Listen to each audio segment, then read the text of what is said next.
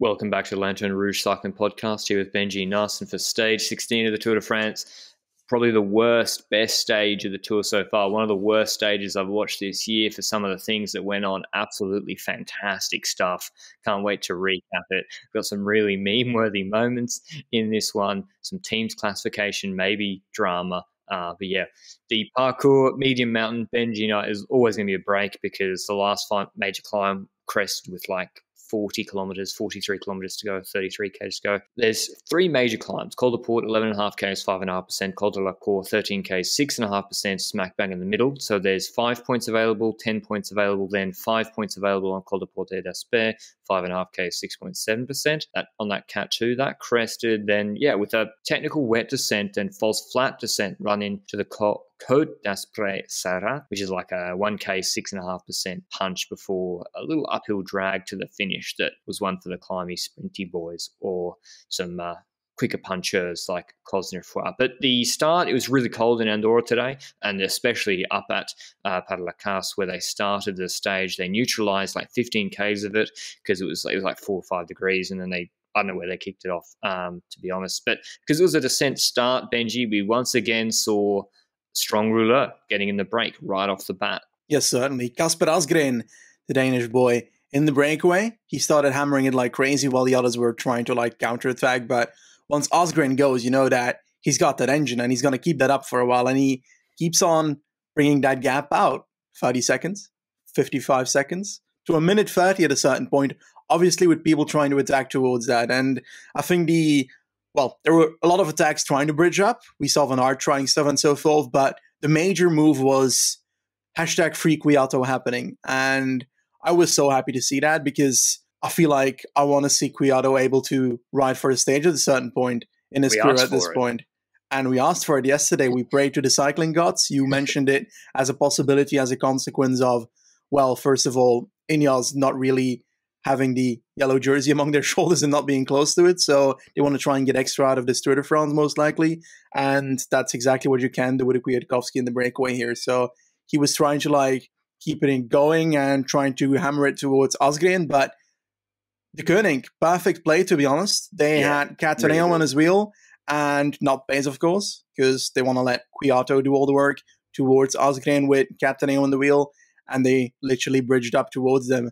In the back, we also had other attacks following, and in the end, the problem is that this is starting to go on to the first climb, the Col de Port, and you'll see that in the peloton there's so much action, but Bike Exchange is interested because they don't want too many riders up the road. So what they do is they first try and control a few things with Jules Jensen and so forth. They try and attack with both Jules Jensen and Matthews, trying to get them ahead, and then they, in the descent, close down towards those three riders at the front.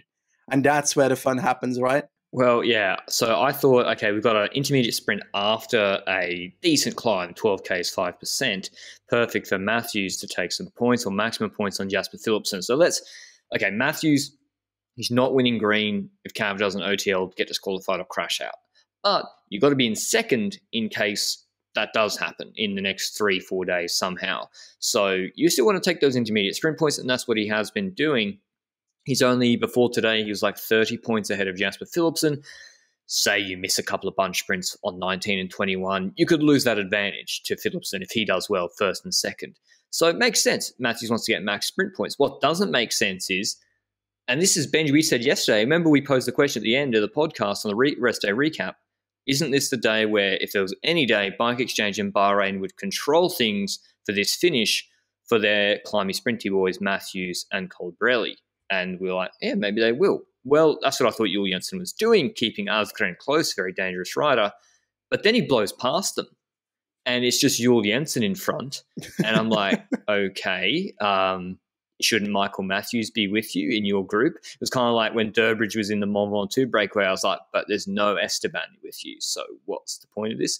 He blows past with then Duby and Bacalans. So we've had, I think Wout van Aert, Benji was watching closely. Wout van Aert had tried a couple of times to get in the break, and I think UAE were neutralising him and some polka dots guys. So we then had that trio of Bacalans, Jules Janssen and Duby on Total Energy, similar to what we've seen in other stages where we've had after a big fight a smaller, not so strong break. And then behind it chasing is Aramburu, Colbrelli, Matthews, David Gaudu, Benoit Cosnefroy, Fred Wright on Bahrain, a couple of other riders. Benji will fill me in later. But the point is, the intermediate sprint, why isn't Jules Janssen, why is he taking points away from Michael Matthews? And then why are they having Michael Matthews pulling in G2 instead of sitting up, chasing a break with his own teammate ahead? Like, it makes sense maybe to have Jules Janssen ahead if you worry about him dropping, but he was pulling as well. It made no sense. It seemed like Matthews and Jules Janssen weren't on the same page. But Bahrain, it was all looking good, getting Wright and Colbrelli into a break together. That's why they didn't bring Padun. Apparently, it was so that Fred Wright can, bring Colbrelli fourth to victories. So that was the plan for them today. And then once you saw UA in the bunch Benji on the front, you knew that was curtains for the GC group, right? Yeah, certainly. They weren't going to start pacing like crazy this stage. They know that nobody in the breakaway is dangerous for GC. And in all honesty, there's no real incentive for anybody in the peloton to start caring now, unless they see an opportunity in some riders of UAE dropping somewhere. And we saw some stuff on the first climb, some opportunities, because UAE lost half their team on the first climb.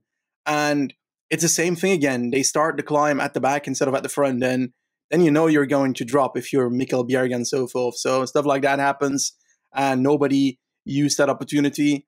And in all honesty, I wasn't expecting it on this stage, knowing that we've got two big mountain stages coming up, and they're going to be afraid of what's coming, which I somewhat understand, to be honest. But let's go towards the next piece of breakaway tactics. We have, of course, still the move, Jules Janssen and Duby and that other guy in the breakaway. Who was it again? Bakelants? Yes, mate, he's like your chief pundit in waiting. He's going to be calling the Tour de France in 5 years on Sportster. Okay. So in the second group, we've got legendary demon descender Alex Aramburu. We've got Matthews, of course, Colbrelli, riders like that, Patrick Conrad, and Gaudu, riders from that aspect. And Péchon's there as well, Rota, Bonamour, Scoins, and I think those are the names that I'm looking for. And from that point onwards, we start the climb. And we see that Bakelants at the front is still pacing. And we see that at the back, we also see a 1-2 rider pacing. I was like... Oh, was he? Yeah. They were trying to go towards each other. And I was like, that's something that I find odd, personally. And as a consequence, you obviously have Jules Janssen dropping in the front group. You've got trouble for the sprinters, per se, on the climb itself when you see a Gaudu going a bit faster and such. But there was one rider that was like, nah, I'm not going to do this again. I won't stay in the second group again just to end too short at the end of the stage. I'm going to make my move early on this Côte la Cour. And my name is Conrad, Patrick Conrad. It was such a good move. At the time, I was like, what is he doing? 76 Ks from the finish with two riders with teammates there, Colbrelli and Michael Matthews. And I think, there's a lot of descending, though. There wasn't actually that much flat except for the last 25 kilometres. But he goes with 76 Ks. David Gaudu and Bonamour don't go with him, which, I mean, is in hindsight was a mistake. I think Gaudu was trying to conserve.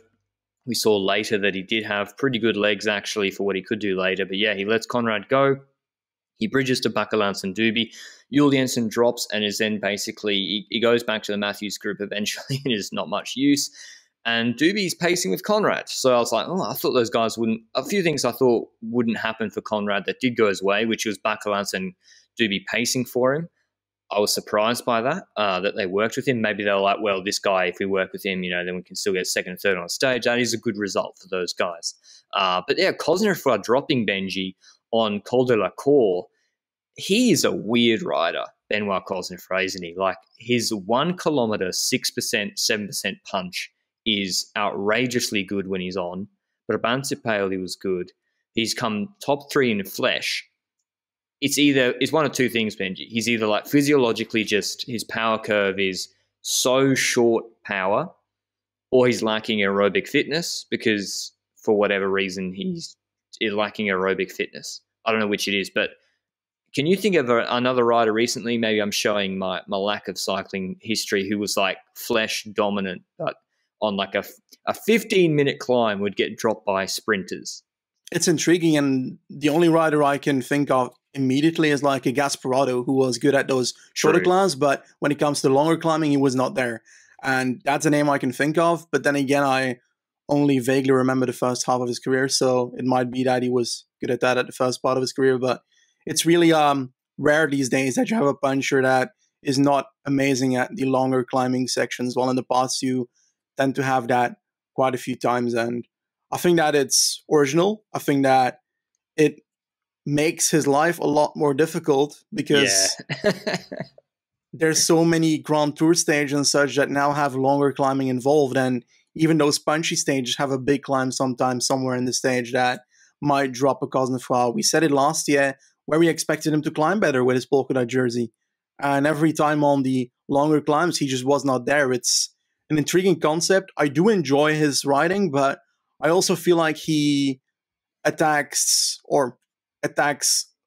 sometimes too early as well in stages. It wasn't applicable today because he didn't really attack at any point today. So I think that when it comes to Cosnefroid, we're going to see him more on those shorter climb stages, but I don't think there's any left at the moment. So it's not going to be for this Tour de France. So the group is kind of hobbling over Col de la Cour. Conrad's developed a nice 40-second lead on that group onto the descent before the Col de Porte d'Aspet, which is 5K is about 6.7%. The group behind, and I'm thinking it's a reasonable group. They got an incentive to work together. Gaudu, Matthews, Colbrelli should all be forming an alliance at this point. They've got Jules Jensen and Fred Wright to pace. And then the other guys are sort of pulling. Tom Schkerns, he's not a guy who really skips turns. He works hard in breaks too. So I was thinking they should be working well together. Conrad, though, was descending technically very well, taking a lot of risks on these wet descents. I think he made up, I haven't got the statistics, but particularly he lost time to Gaudu then on the next climb on Col de Porte d'Aspet. He then gained back a lot of time on the actual steeper descent section. So his descending was very, very good today relative to the guys behind. But they get to Col de Porte d'Aspet. The gap is now down to 22 seconds because they've had a false flat drag where the group is outworking Conrad. And he attacks the two he's with, Adubi and Bacalance, gets that gap straight out to 55 seconds. Gaudu's not reacted in the group behind, and then David Gaudu attacks, and it was almost at a minute at that point. So, yeah, he maybe left it a little bit late. He's got Colbrelli on the wheel, Matthews dropping. When you saw Gaudu with Colbrelli, Benji, and Gaudu eat that gap down to about 26 seconds with pretty much just downhill to come and false flat, did you think surely the duo can overtake 76K solo Patrick Conrad? Honestly, no. Because we've seen how Gaudu has worked together with others in the past. You've got a sprinter in Colbrelli. You've got Gaudu who doesn't have that kick against the Colbrelli for certain. So until you get to the top of the climb, Gaudu's going to try and drop Colbrelli.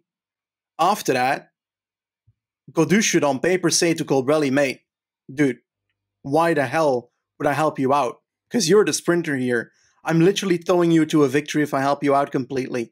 So I expected some cooperation difficulties there, and it actually started earlier than the flag section after the climb, because in the descent itself, it seemed like Gaudu was not descending perfectly, but Colbrelli just was not at all. But then again, like, we're judging the descent harshly, I think, because there was this one corner where literally every rider I saw took it wrong. So I think that corner was just very shady. But all in all, they get down to the bottom and it's around a minute again. And you think at that point, yeah, the others in the back, you've got a demon descender trying to catch back up to the chasers behind Colbrelli and such. You've got that group that will try and probably work together better than Gaudu and Colbrelli, because there's more people with an incentive of still trying to get something out of the stage. Matthews wants to get to Colbrelli to try and beat him in the sprint at the end, stuff like that. And yeah, I didn't see it changing from that point onwards. And it looked like Conrad was steering towards a victory, but then we had a climb 7-8 kilometers from the line that actually made things interesting again, because we saw that in the second group, we saw the attacks once again happening, Gaudu trying again and so forth. Aramburu directly gone again and so forth. And that second group came closer and closer again to 40 seconds, 35 seconds. but then they topped, and Colbrelli even tried to like hammer it at the top, but Matthews jumped on the wheel. Colbrelli looks behind, sees Matthews in the wheel, and is like, what am I doing? So at that point, you know that Conrad is off to victory, and I'm very happy about that, because Conrad is the kind of rider that usually ends up in the last few places of the top 10 of GC in Grand Tours, because he tends to go for that. And now he was forced out of that with a crash at the start. And I think that's a bit of a, it's harsh to say, but that crash might have been a gift in hindsight, knowing that it allowed him to go for stages. And this is what we say a lot about riders that are just about top 10ing Grand Tours. What if they go in breakaways instead of going for that 9 for 10 spot in GC? Then they can achieve, honestly, greatness when it comes to stage victories. So congratulations to Patrick. I'm happy about it. The other Patrick, not you. So yeah, good stuff. His first World Tour win, his first non-Austrian National Championships win. He's 29 Really? years old. Yeah. So What? he's won two. He's like a Kelderman. Yeah. Well, no, he was having a career a lot like Kelderman, and today that changed. And he's been going in breaks, and he got unlucky on stage 7 where he ran into some hitters, or a lot of hitters on that hard stage. And then on, what was the other stage? That Mollema won. He was in the break again when Mollema won. Yeah. And yeah, he was trying to then attack, but the gap was already at a minute. So he flipped the script today, attacked early, trying to stay just in front. Say Gaudu was able to bridge to him. Then he's got 50-50 in the sprint against Gaudu, maybe a little bit better. Maybe he can attack him again. So it was good from Conrad today. And it's good to see, as Benji said, Bora Hansgrohe, Kemna last year, Pollitt this year, Kemna again in Catalunya, Schelling in first week, Conrad now with this stage win. Bora Hansgrohe, I think, have been making a reasonable fist of some bad circumstances with Sagan crashing out effectively. He didn't abandon. They're doing what Astana was supposed to do here. Exactly. Getting in breaks and the right ones every day. I think things that could have changed would have been Fred Wright before the Col de Porte d'Aspet. They were still rolling turns, and there were people not pulling 100%, I don't think. Fred Wright should have gone absolutely full on that section before the Col de Porte d'Aspet and dropped himself and closed that gap, because he held a bit back, is in the group on the climb, gets dropped. What's the use of that? Jules Jensen had burned himself too much earlier. He wasn't really pulling too much either. You would have thought if Wright and Jules Jensen had been able to pull on that false start section, they could have brought back Conrad a little bit more. But yeah, back. So here's the stage results. Conrad first, 42 seconds behind. Colbrelli beat Matthews for the cursed reduced bunch sprint for second and third. Matthews bike throwing out of Pierre-Luc Perrechon for fourth. Bonnemore fifth, Arenberg sixth, Skjern seventh, Bacalan eighth, Gaudu ninth, Lorenzo Rota 10th. I think Skjerns would have needed the group to be together in the last 20 Ks and then to attack on the false flat descent section. Hope they all looked at each other. But yeah, good win for Conrad and Bora. But back in the GC group, Benji, nothing was happening at all day except for EF randomly pacing. Yep. I had a hard time figuring out why. And I think I figured out why, but I don't agree with it. So EF started pacing on the Col de la Cour at what moment? When the break had 7 minutes advantage. Then you figure out, okay, they've got court for a potential stage win. 7 minutes, that's way too late to go for a stage win. If you want to have a stage win, you have to do that at 3 minutes. Now, what else is left? Putting pressure with this team on Pogacar or Carapaz or Vingegaard? Sure, but are you going to do that today knowing that Col de Porte and so forth is coming? They're doing that 5 kilometers before the top of the climb, so it can't be to protect Uran in the descent. It has to be to try something. And the only possible conclusion is that they unironically started riding for the team classification. And wait, they're not even first in the team classification. They were second on 12 minutes before the stage. They were virtually on 24 minutes when they started pacing. Mate, I don't understand. Why? I don't understand what they were doing. And it wasn't.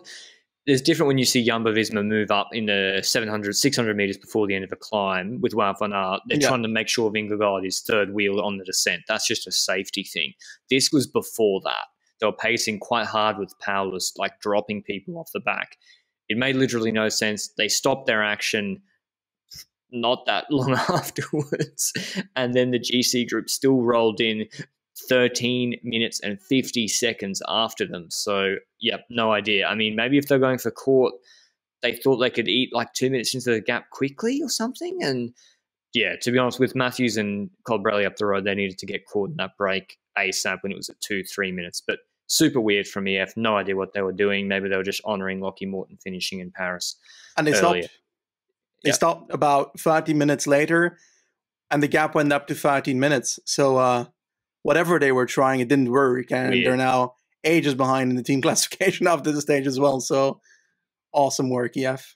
Congratulations. Okay, so it doesn't end, the weirdness doesn't end there. We get to the final climb, that Côte d'Aspres Sarat, the 1 kilometer, 6.5% pinch Benji mentioned with like 8 Ks to go to the finish. We were about to start recording before the GC group rolled over because they'd been complete inaction. They're 13 minutes behind. And we see Guillaume Martin moving up with Simon Geschke the same day that he had been criticising MVDP for dishonouring the Tour de France. He is, I guess, honouring the race, attacking on the last climb.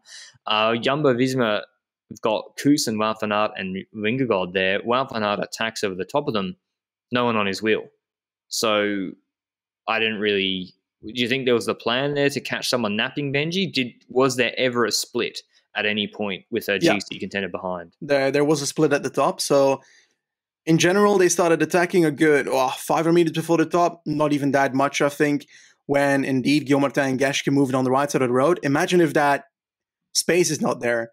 Then their entire plan that they were waiting for all day to attack on the last hill would not have occurred. And it was only because the peloton moved a bit to the left of the road that it allowed Guillaume Martin to make that move with Geschke. But I enjoyed it. I really enjoyed that attack. It's something small. Guillaume Martin can try and use this. Who's going to start pacing? Probably people just ahead of him in GC. And that dynamic is quite fun to see here. It spiced up something. And it was after the race was basically ended. But they make that move, and it cuts the peloton in pieces because you've got, indeed, Jumbo responding to it, and a good 25 people are there. And who's not there initially? Carapaz. Carapaz is not there at the start. Enric Mas as well and Ben O'Connor. I think those 3. And it didn't take long before they attached themselves because they were like, oh shit, I'm not here. Set up. Let's go. Yeah. Because Jonas and or Koos lost his wheel, and so he had to sit up, and he looked around and he's like, oh, guys, come on. And because he got good separation, and no one was expecting it, least of all me. And then so it all comes back together. We've got every GC contender there, and then Wout van Aert's pulling for 8 kilometers on this false flat descent, full gas. And I was thinking, someone must be dropped. There must be a GC contender off the back. There must be dropped. And I was looking at Carapaz. There was. Who? The legendary climber, André Greipel. Parapantra, Froome were all behind. Yeah. I guess. Okay. There were no GC riders behind, and that is just a useless effort here. And those 8 kilometers are not necessary. Is it the end of the world? No, but it's just a necessary effort. So it's not that big of a deal, but I wouldn't have done it. But then again, we don't know how is the communication there. If you're literally Van Aert there, you're probably thinking, oh, what if somebody's behind here? You're going to have to hear that from your ears. DS have to say that. And does the DS know that by then? Do they have a screen in their car? Because half of the cars that I see have a screen and half don't. Then that's a question. And then you've got Radio Tour that probably hasn't figured it out yet either. So I don't know. Perhaps it's more working on misinformation than a tactical mistake. Maybe they got Dumoulin on the team radio saying, let's repeat Peresud from last year.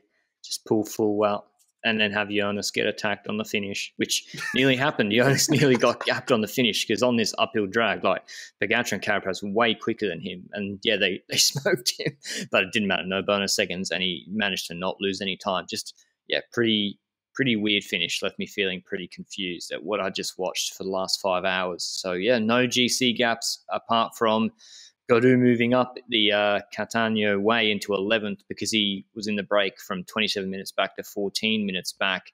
And, another not great stage in the Tour, got to be said. Just won't be one I remember for the rest of my life. I guess we've had not many mountaintop finishes or hilltop finishes for 6-7 days now. But we do have one tomorrow.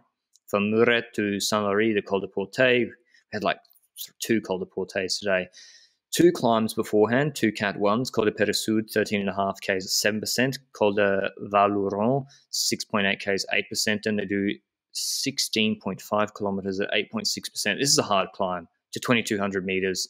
It's steep in the first half, particularly. We have like 9 Ks, 9%, 11%, 9%, 10%, 10%. It's steep and it's hard. And I worry for Rigoberto Urán tomorrow.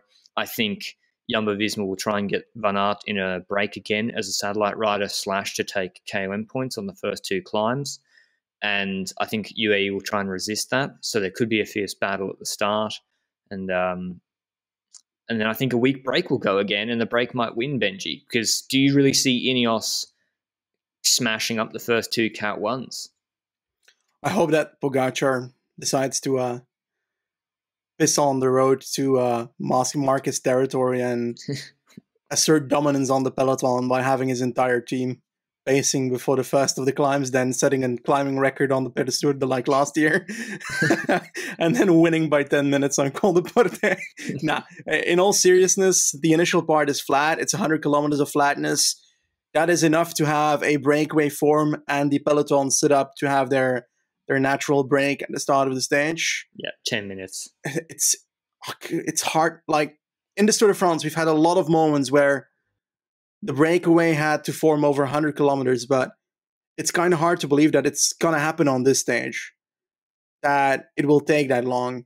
They won't have to wait until that climb, I think. I think that something will occur beforehand. You'll have a breakaway beforehand, because it feels a bit too long towards the first climb to have such a long battle. That's what I think, at least.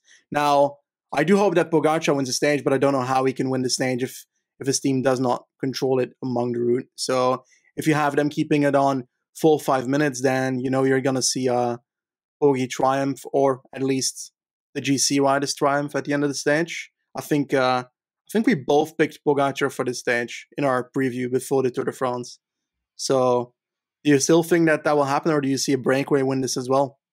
I like Lopez. Please, Movistar. Lopez in the break with Erviti helping him in the flat. He tried today. Ks. He tried. I don't know why, but anyway, tomorrow, get him in the break with Verona or someone to protect and shield him before the climbs start. And even Verona and Erviti on the flat, yeah. Well, they can do the climbs with him. Pere Sud, they're good climbers. So please.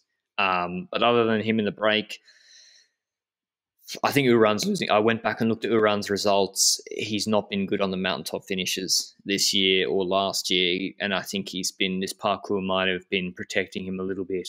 And I think Ineos should really give up on going for first, Benji. And like you said in the rest day pod, do you reckon just pace Col de Portet hard at the start and try and have Carapaz gap Uran and or Vingegaard, and then he's got to continue the action with Pogacar on the wheel? Surely that's what he's got to do tomorrow, if he can. Technically, I'd say yes, but let's be real. I think we're cycling fans, and we still want to see somebody try and mess up Pogacar's plan of just strolling into Paris like this.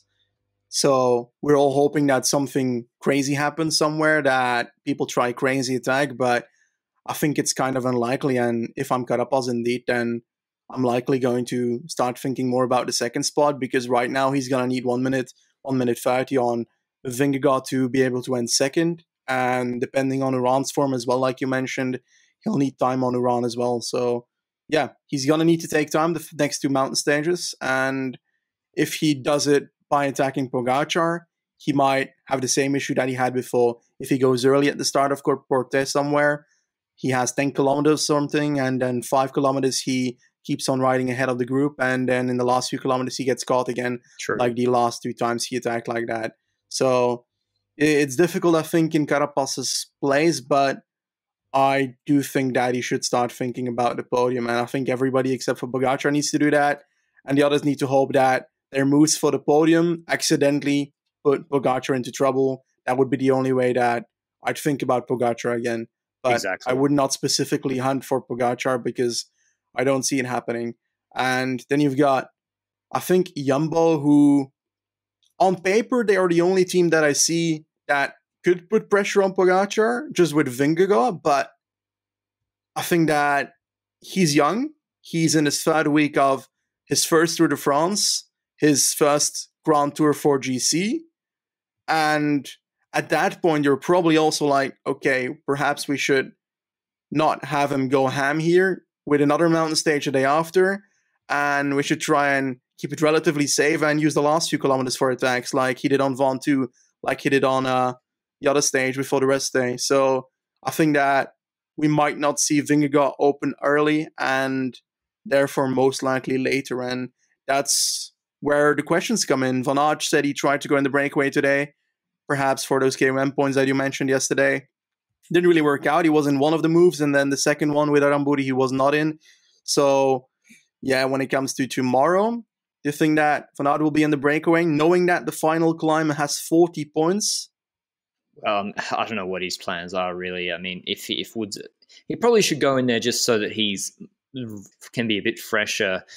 Maybe if Jonas attacks on a descent, you don't know, just Pogačar a mechanical or something, because Vingegaard's problem's the descending because he's so light before the Porte. I think for Jumbo-Visma to really do something, lose the Ardennes stage is a lot better for Wout van Aert and Koos to make a difference on that final climb, like 13.5K, 7.5%, up to like 1,720 meters. I think Koos and Van Aert can shred that if Vingegaard feels good and put some time into Rigoberto Urán and really go for second. And if Pogačar feels terrible, so be it. As Benji said, that's just a fortunate byproduct of that. But tomorrow, we'll wait with bated breath to see if there's big GC action. I think there'll more be people losing touch with the GC group than one guy going clear. And if it is one guy, surely it's Tadej Pogačar, maybe Vingegaard. If I'm Pogačar and Vingegaard attacks in the last 1,500 meters of the climb and he's really going over your limit, just leave it, I think, and just come in, give him 20, 25 seconds or 30 seconds like on Vaughan 2. It's no harm, 5-minute gap, whatever. The thing about Pogačar is that today it felt like he was either bored or was cold, because at the start of the stage he closed down a gap towards Lopez, who's an hour behind in GC. He was literally bored in that group probably. And then at the end, he ended up sprinting against Carapaz for no reason at all. So I feel like he knows he has the energy. He trusts himself and has the confidence. And, like, wouldn't it be pretty awesome if he tries to, like, show his dominance by attacking unexpectedly and using offense as his defense once again, like he did on Cold Roma and so forth? I think it's completely unnecessary and probably isn't the best idea if you've got 5 minutes in GC, but it would give a hell of a show. He's got to beat Nibali's record of 7.5 minutes to second, so maybe he's thinking about that. We'll wait to see tomorrow. We've had a solid week without much GC action, so we'll wait for that. Lopez. Okay, my pick is still Pogačar. I don't know how, but Pogačar.